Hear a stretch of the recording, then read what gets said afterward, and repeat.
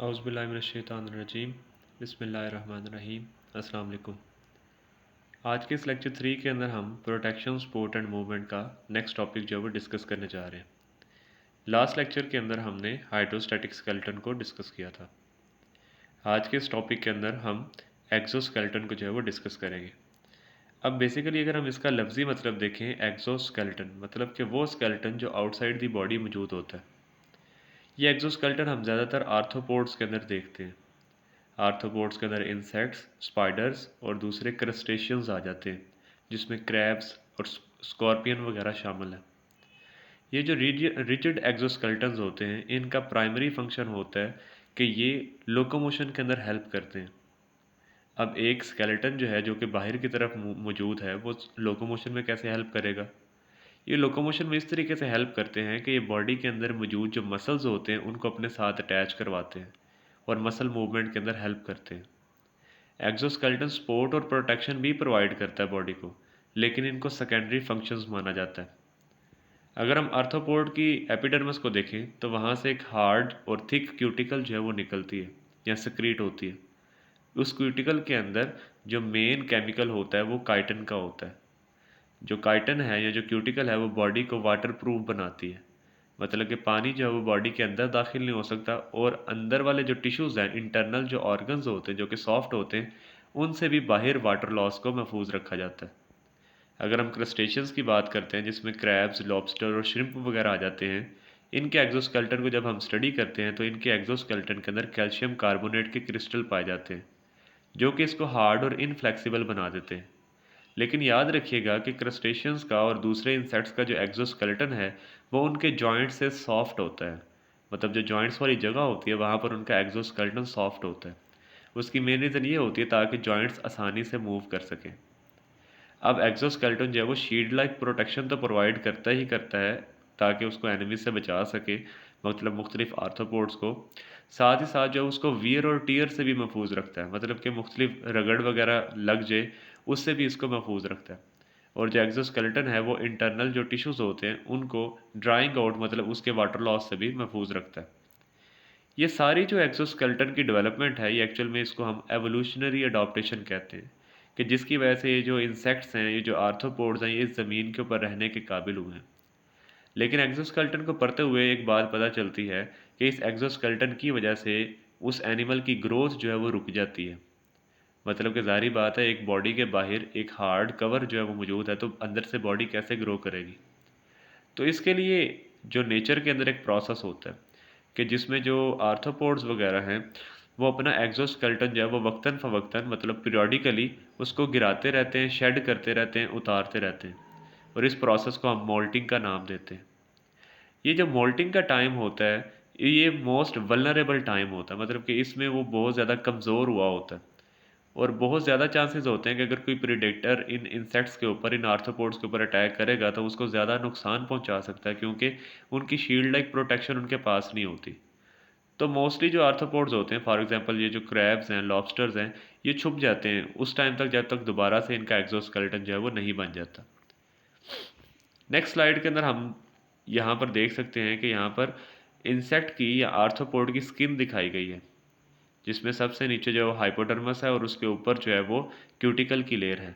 Cuticle की layer को आपने दो हिस्सों में डिवाइड किया हुआ है। जो ऊपर वाला हिस्सा है वो हार्डन्ड है, क्या मतलब उसके अंदर ज़्यादा पिगमेंटेशन, ज़्यादा कैल्शियम कार्बोनेट जो है वो मौजूद होगा। जबकि जो नीचे वाला हिस्सा है उसके अंदर इतनी ज़्यादा डेपोजिशन मौजूद नहीं होती, और जो बाहर वाली लेयर होती है उसको हम एपीक्यूटिकल कहते हैं, और इसमें से जो वो सीटा जो कि सेंसरी स्ट्रक्चर्स हैं वो निकल रहे होते हैं। दूसरी पिक्चर के अंदर आपको दिखाया जा रहा है कि किस तरीके से एक जो इंसेक्ट है वो अपना एक्सोस्केलेटन में से बाहर निकल रहा है। आप देख सकते हैं कि ब्राउन कलर का जो नीचे स्ट्रक्चर है वो उसका एक्सोस्केलेटन, और उसमें से वाइट कलर का इंसेक्ट निकल रहा है। अब ये ग्रो करेगा और एक नया एक्सोस्केलेटन अपने बाहर बना लेगा। अब जो नेक्स्ट हम इसके हवाले से पढ़ने लगे हैं वो ये है कि अगर हम आर्थ्रोपोड की बॉडी देखें तो उसके जो जॉइंट्स होते हैं, वहाँ से जो क्यूटिकल होती है, जो एक्सोस्केलेटन होता है, वो थिन होता है और फ्लेक्सिबल होता है। ये इस वजह से होता है ताकि वहाँ पर जो एंटागोनिस्टिक मसल्स हैं, जो आपस में ऑपोजिट मसल्स अरेंज हैं, वो अच्छे तरीके से कोऑर्डिनेशन कर सके और मूवमेंट करवा सके। इंटरेस्टिंगली कुछ आर्थ्रोपोड्स के जो जॉइंट्स होते हैं, उनके अंदर जो है वो एक ख़ास किस्म की इलास्टिक प्रोटीन पाई जाती है, उस इलास्टिक प्रोटीन को हम एनिमल रबर भी कहते हैं और उसका एक्चुअल नाम रेजिलिन है। ये जो रेजिलिन है, जब इसको दबाया जाता है तो ये अपने अंदर बहुत सी एनर्जी जो है वो स्टोर कर लेती है, और जब बहुत सी एनर्जी स्टोर होती है, जैसे इसको रिलीज़ किया जाता है तो इसमें से काफ़ी ज़्यादा एनर्जी जो है वो रिलीज़ होती है। इसको आप आसान लफ्ज़ों में इस तरह देख सकते हैं कि आपने कुछ इंसेक्ट्स देखे होंगे जो बहुत ज़्यादा जंप लगाते हैं। वो किस तरीके से इतना ज़्यादा जंप लगा पाते हैं, उसकी मेन रीज़न यही है कि उनके जॉइंट्स के अंदर एक स्पेशल किस्म की प्रोटीन होती है जिसको हम रेजिलिन कहते हैं। और कहते हैं कि इसी जंपिंग की वजह से इन इन आर्थ्रोपोड्स के अंदर जो है उड़ने की जो काबिलियत है वो भी आ सकी है। मतलब एवोल्यूशन ये कहती है कि इसी जंपिंग की वजह से और एक्सोस्केलेटन की डेवलपमेंट की वजह से आर्थ्रोपोड्स के अंदर जो फ्लाइट है वो डेवलप हुई है। उससे नेक्स्ट जो है वो हम एंडोस्केलेटन को डिस्कस करेंगे।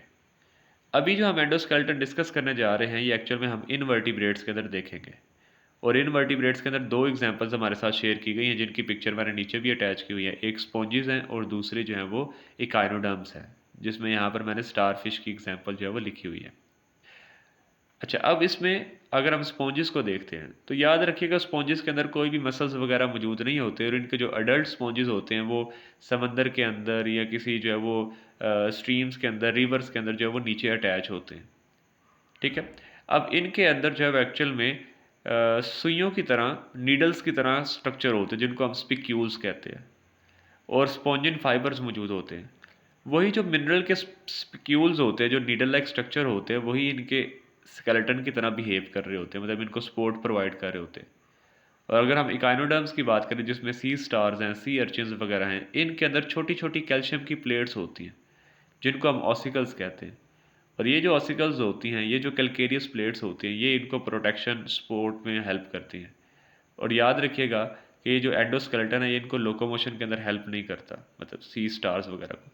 जबकि अब इससे पहले जो एक्सोस्केलेटन देख कर आए हैं वो एक्चुअल में उसका प्राइमरी रोल जो है वो लोकोमोशन के अंदर होता है।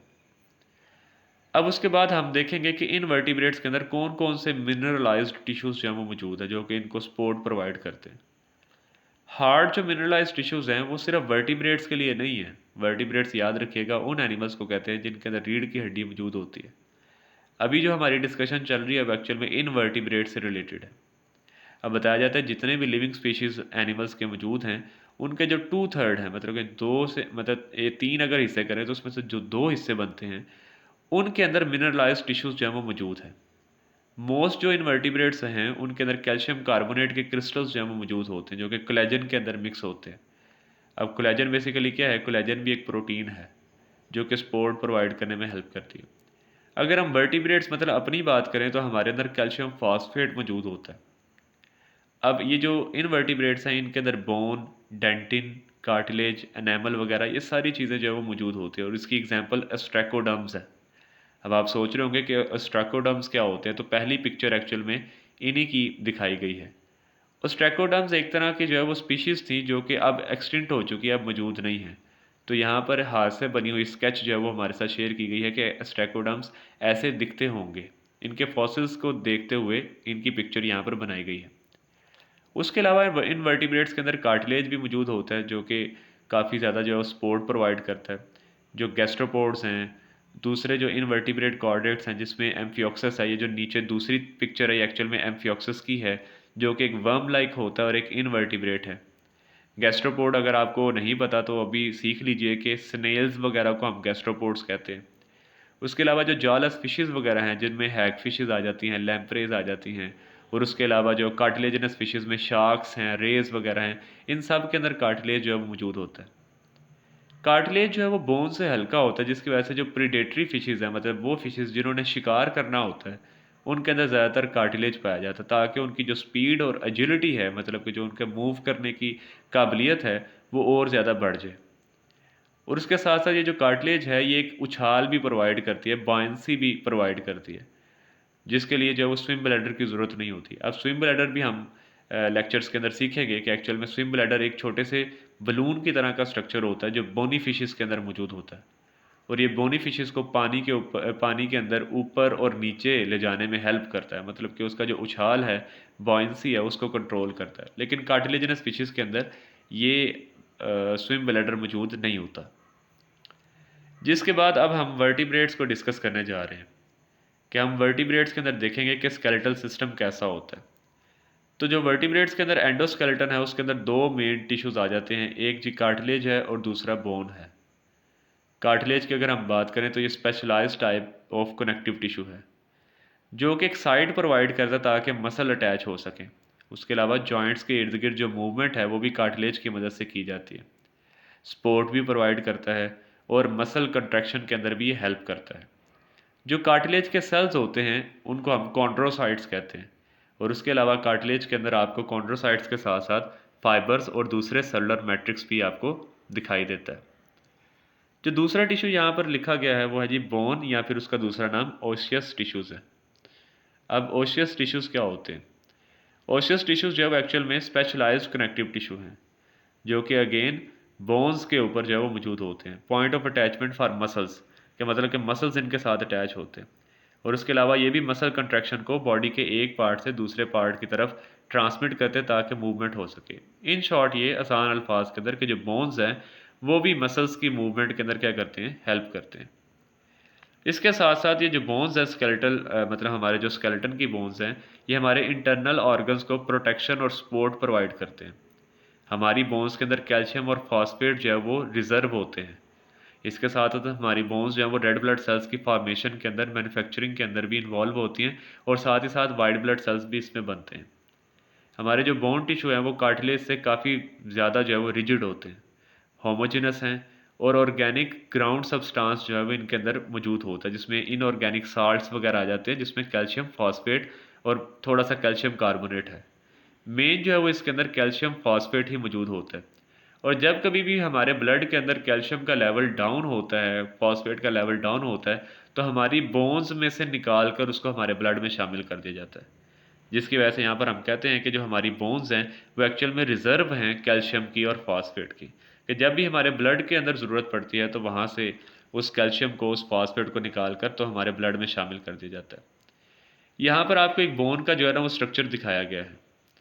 अब बोन को अगर आप देखें तो बोन का जो बाहर वाला हिस्सा होता है उसको हम कम्पैक्ट बोन कहते हैं, और बोन का जो अंदर वाला हिस्सा होता है उसको हम स्पॉन्जी बोन कहते हैं। आप कम्पैक्ट बोन के अंदर देख सकते हैं कि गोल गोल दायरे आपको दिखाई दे रहे हैं। वो जो गोल गोल दायरे हैं इनको हम कंसेंट्रिक रिंग्स भी कहते हैं। कंसेंट्रिक रिंग्स एक्चुअल में ऐसे सर्कल्स को कहते हैं जिनका जो रेडियस होता है, जो सेंटर वाला पॉइंट होता है वो सेम होता है। तो आप देख सकते हैं कि बहुत से ऑस्टियोन जो है वो मौजूद है, और उनके अंदर एक छोटी सी जगह होती है जिसमें ब्लड वेसल्स मौजूद हैं, और उसको हम ऑस्टियोनिक कैनाल कहते हैं। ठीक है, बहुत से ऑस्टियोन है और हर ऑस्टियोन के अंदर जो है वो एक ऑस्टियोनिक कैनाल है जिसके अंदर ब्लड वेसल्स मौजूद होती हैं। और यहाँ पर बताया गया है कि दो ऑस्टियोन के दरमियान में जो कनेक्शन होता है वो एक्चुअल में एक कम्युनिकेटिंग कैनाल के ज़रिए होता है। उसके अलावा अगर हम ऑस्टियोन को देखते हैं तो ऑस्टियोन के अंदर कुछ सेल्स मौजूद होते हैं जिनको हम ऑस्टियोसाइट्स कहते हैं, मतलब कि बोन सेल्स। और ये जो ऑस्टियोसाइट्स हैं ये अंदर खाली जगहों के अंदर मौजूद होता है, और उन खाली जगह को आप लेक्यूना कहते हैं। ये सारी चीज़ें आप डायग्राम के अंदर देख सकते हैं। अब एक ऑस्टियोसाइट का दूसरे ऑस्टियोसाइट के साथ जो कनेक्शन होता है वो एक तरह की ब्रांच के ज़रिए, एक तरह की ब्रिज के ज़रिए होता है जिसको हम कैनालिक्यूलस कहते हैं। ठीक है, तो अगर हम देखें तो यहाँ पर आपको राइट साइड के ऊपर कम्पैक्ट बोन दिखाई देगी, फिर जो है वो स्पॉन्जी बोन आपको दिखाई देगी, उसके बाद आपको ऑस्टियोन यहाँ पर नज़र आएगा। ऑस्टियोन के अंदर ऑस्टियोनिक कैनाल जो है वो मौजूद है। फिर आप यहाँ पर देख सकते हैं कि दो ऑस्टियोन के दरमियान का जो कनेक्शन होता है वो कम्युनिकेटिंग कैनाल उसको कहते हैं। फिर उसके बाद यहाँ पर ऑस्टियोन के अंदर दिखाया गया है कि किस तरीके से ऑस्टियोसाइट्स जो है वो लेक्यूना के अंदर सेट हैं, और दो ऑस्टियोसाइड के दरमियान वाला जो कनेक्शन होता है उसको हम कैनालिक्यूलस जो है वो बोलते हैं। तो ये सारा बोन का स्ट्रक्चर जो है वो यहाँ पर एक्सप्लेन किया गया है। अच्छा जी, इसके बाद हम स्केलेटन ऑफ फिशेस को जो है वो डिस्कस करेंगे। बहुत ही सिंपल पॉइंट कि दो तरह की फिशेस जो है वो अब हम नॉर्मली अभी देखते हैं। एक होती है कार्टिलेजिनस फिशेस और एक होती हैं बोनी फिशेस। अब जो कार्टिलेजिनस फिशेस होंगी उनका स्केलेटन कार्टिलेज का बना होता है। जो बोनी फिशेस होती हैं उनका एंडोस्केलेटन जो है वो बोन का बना होता है। वाटर को अगर हम बात करें तो वाटर एक एक बायोंट इफेक्ट रखता है, एक उछाल वाला इफेक्ट जो है वो रखता है। मतलब अगर मछली पानी के अंदर है तो पानी मछली को एक उछाल प्रोवाइड करती है। अगर कभी हम भी स्विमिंग के लिए गए हों तो आपको पता होगा जब आप पानी के अंदर जंप लगाते हैं तो पानी के अंदर एक उछाल होता है जो कि आपको ऊपर की तरफ उठा के रखता है। बिल्कुल इसी तरीके से फिशेस के ऊपर भी वो एक बायोंट इफेक्ट जो है वो लग रहा होता है। तो इस वजह से फिशेस को कोई इतने ज़्यादा स्केलेटल सपोर्ट की जो है वो ज़रूरत नहीं है। जबकि जो हम हैं, जो टेरेस्ट्रियल इन्वायरमेंट के अंदर रहते हैं, जो ज़मीन के ऊपर रहते हैं, तो हमारे ऊपर ग्रेविटी का बड़ा ज़्यादा असर है। ग्रेविटी हमें अपनी तरफ खींच के रखती है। तो हमें अपनी बॉडी को संभालने के लिए स्केलेटल सपोर्ट की बहुत ज़्यादा ज़रूरत होती है। ऑलमोस्ट मोस्ट वर्टिब्रेट्स के अंदर जो है ना वो एक वर्टिब्रल कॉलम मौजूद होता है, जिसको हम रीढ़ की हड्डी कहते हैं। जिसकी वजह से वर्टिब्रल कॉलम की मौजूदगी की वजह से उनको हम वर्टिब्रेट्स कहते हैं। लेकिन कुछ जॉलेस स्पीशीज़ ऐसी हैं जिसमें हैग फिशेज़ हैं, लैम्प्रेज हैं, कि उनके अंदर ये वर्टिब्रल कॉलम मौजूद नहीं होता। उनके अंदर एक छोटी सी सिर्फ ट्यूब मौजूद होती है जिसको हम नोटोकॉर्ड कहते हैं। और उस नोटोकॉर्ड के इर्द गिर्द कार्टिलेज के छोटे मोटे ब्लॉक्स होते हैं जो कि उसको सपोर्ट प्रोवाइड कर रहे होते हैं लैम्प्रेज के अंदर। इवन के हैग फिशेज़ के अंदर सिर्फ नोटोकॉर्ड ही होगी, वो कार्टिलेजनस ब्लॉक्स भी नहीं होते। जिसकी वजह से जो हैग फिशेज़ हैं और जो लैम्प्रेज हैं, इनकी जो बॉडी है वो सांप की तरह की होती है। उसके अलावा जो जॉड फिशेज़ हैं, मतलब जो ज़्यादा डेवलप फिशेज़ हैं, उनके अंदर एक एक्सियल स्केलेटन मौजूद है जिसके अंदर नोटोकॉर्ड आ जाता है या वर्टिब्रल कॉलम आप कह सकते हैं, रिब्स वगैरह होंगी, और साथ ही साथ जो वर्टिब्री मतलब कि जो रीढ़ की हड्डी होती है उसको हम जो है वो वर्टिब्री कहते हैं। जब वो सारा मिलता है तो फिर वो वर्टिब्रल कॉलम बन जाता है। और ये जो लोकोमोशन के अंदर जो है वो एक्सियल स्केलेटन के साथ जो मसल्स अटैच होते हैं वो इसको हेल्प करते हैं मूवमेंट के अंदर। तो आप यहाँ पर एक स्केलेटन देख सकते हैं फ़िश का, जिसके अंदर आपको न्यूरल स्पाइन, वर्टिब्रा दिखाई दे रहे हैं। फिर जी डॉर्सल रिब है, वेंट्रल रिब है, पेक्टोरल फिन है जो आगे की तरफ पर होता है मछली का, उसको हेल्प करता है मूव करने में। फिर जी नीचे की तरफ जो पर होगा उसको हम पेल्विक फिन कहते हैं। ठीक है, उसके अलावा जो इसके स्कल की जो बोन्स दिखाई गई है, फ्रंटल है, प्री मैक्सिला है जो कि इसके जॉ की तरह जो है वो बिहेव करेगी। तो ये बेसिकली यहाँ पर स्केलेटन ऑफ फिशेस जो है वो डिस्कस किया गया था। उसके बाद और ज़्यादा सिंपल है जी स्केलेटन ऑफ टेट्रापोड्स। टेट्रापोड्स के अंदर वो सारे एनिमल्स आ जाते हैं जिनकी जो है वो 4 टांगें होती हैं, 2 बाजू और 2 पाँव भी हो सकते हैं। ठीक है, जिनके अंदर 4 लिम्स होंगे जो कि ज़मीन के ऊपर चलते हैं, उनको हम टेट्रापोड्स कहते हैं। जो पहले टेट्रापोड थे एक्चुअल में वो एम्फीबियंस थे, मतलब ज़मीन के ऊपर जो सबसे पहले 4 टांगों वाले एनिमल्स थे वो एक्चुअल में एम्फीबियंस थे, वर्टिब्रेट की अगर हम बात करें। तो जो एम्फीबियंस थे उनके बारे में ये कहा जाता है कि ये एक्चुअल में पानी से निकले हैं, या आसान अल्फाज के अंदर कि जो फिशेस हैं उनसे ये एम्फीबियंस बने हैं। और एम्फीबियन का अगर लफ्ज़ी मतलब देखें तो इसको डबल लाइफ कहते हैं। एम्फी मतलब डबल, फीबियंस मतलब लाइफ, कि ये पानी के अंदर भी ज़िंदगी गुजारते हैं, ये ज़मीन के ऊपर भी ज़िंदगी गुजारते हैं। तो बताया जाता है कि जैसे ये पानी छोड़कर ज़मीन के ऊपर आए थे तो इनको अपनी बॉडी के लिए ज़्यादा सपोर्ट की ज़रूरत थी, जिसकी वजह से 200 मिलियन ईयर्स जो है वो इसके अंदर एवोल्यूशन का प्रोसेस हुआ, अडाप्टेशंस वगैरह हुई, और इनकी बॉडी के अंदर जो है वो स्पोर्ट और मूवमेंट के लिए चेंजेस जो है वो आती गई और इनका एंडोस्केलेटन उस तरीके से डेवलप हुआ। अब इसमें याद रखिएगा कि जो फिशेस होती हैं उनका जो वर्टिब्रल कॉलम होता है, जो उनकी रीढ़ की हड्डी होती है, वो उनको लेफ़्ट और राइट मूवमेंट में हेल्प करती हैं। आप अज्यूम करें कि एक मछली जब तैर रही होती है तो उसके अंदर एस शेप स्ट्रक्चर बन रहा होता है, वो लेफ़्ट और राइट मूव करती है। अगर हम एम्फीबियंस की बात करें तो ज़मीन के ऊपर ये सिर्फ लेफ़्ट और राइट मूवमेंट जो है वो कुछ ज़्यादा मतलब जचती नहीं कि मतलब कि वो ठीक तरीके से मूवमेंट होगी, जिसकी वजह से जो वर्टिब्रल कॉलम है, जो रीढ़ की हड्डी है, वो अप और डाउन भी मूव करना शुरू हो गई, जिसकी वजह से जो टेट्रापोड्स हैं उनके अंदर ज़्यादा अच्छे तरीके से ज़मीन के ऊपर चलने की जो है वो एबिलिटी आ गई। उसके साथ साथ जो इनके अंदर एंडोस्केलेटन था उसमें बोन्स वगैरह बनना शुरू होगी। मतलब ये कि उनका जो एंडोस्केलेटन था वो और ज़्यादा आप कह सकते हैं कि मजबूत हो गया, और उसने एक्सोस्केलेटन को और ज़्यादा एलिवेट कर लिया, उठा लिया फ्रॉम सैगिंग, सैगिंग कहते हैं ढीलेपन से। ठीक है, तो मतलब उसके अंदर एक ज़्यादा सपोर्ट का जो है वो करैक्टर आ गया। उसके अलावा जी इनके अंदर अपेंडेजेस जो है वो इलोंगेट हो गए, मतलब जो इनके हाथ और पाँव थे वो इलोंगेट हो गए ताकि ये हार्ड सरफेस के ऊपर इनको अच्छा एक सपोर्ट मिल सके और ये अच्छे तरीके से मूव कर सके, अपनी नेक को अच्छे तरीके से मूव कर सके, अपनी बॉडी को ज़मीन के ऊपर से जो है वो उठा कर चल सके। जिस तरीके से आप एलिगेटर को देखते हैं, जिस तरीके से आप जो फ्रॉग्स को देखते हैं, ठीक है, कि वो किस तरीके से अपनी बॉडी को ज़मीन के ऊपर से उठा कर रख सकते हैं अपने लिम्स की मदद से, अपने बाजुओं की मदद से। अब ये अगर हम ह्यूमन की बात करें तो ये बड़ा सिंपल सा है, आपने एफएससी के अंदर भी सीखा है कि हम ह्यूमन का जो एंडोस्केलेटन है उसको 2 हिस्सों में डिवाइड कर सकते हैं। एक एक्सियल स्केलेटन होता है और एक अपेंडिकुलर स्केलेटन होता है। जो एक्सियल स्केलेटन होता है वो दरमियान वाला, जो मतलब हमारी बॉडी का दरमियान वाला हिस्सा है और ऊपर वाला हिस्सा है, उसको आप एक्सियल स्केलेटन कहते हैं। एक्सियल स्केलेटन के अंदर हमारा स्कल आ जाता है, वर्टिब्रल कॉलम है, हमारे जो चेस्ट बोन, जो स्टर्नम है और रिब्स आ जाती हैं, जबकि अपेंडिकुलर स्केलेटन के अंदर हमारे गर्डल्स आ जाते हैं और साथ में अपेंडिजेस आ जाते हैं। जो शोल्डर ब्लेड होता है या शोल्डर गर्डल होता है उसको हम पेक्टोरल गर्डल भी कहते हैं, और साथ हमारा एक हिप गर्डल होता है जिसको हम पेल्विक गर्डल कहते हैं। जो शोल्डर गर्डल है उसके साथ हमारे बाजू अटैच हैं जिनको हम फोर लिम्स कहते हैं, और जो हमारा जो हिप गर्डल है, पेल्विक गर्डल, उसके साथ हमारी टांगे अटैच हैं जिनको हम जो है वो हाइंड लिम्स कहते हैं।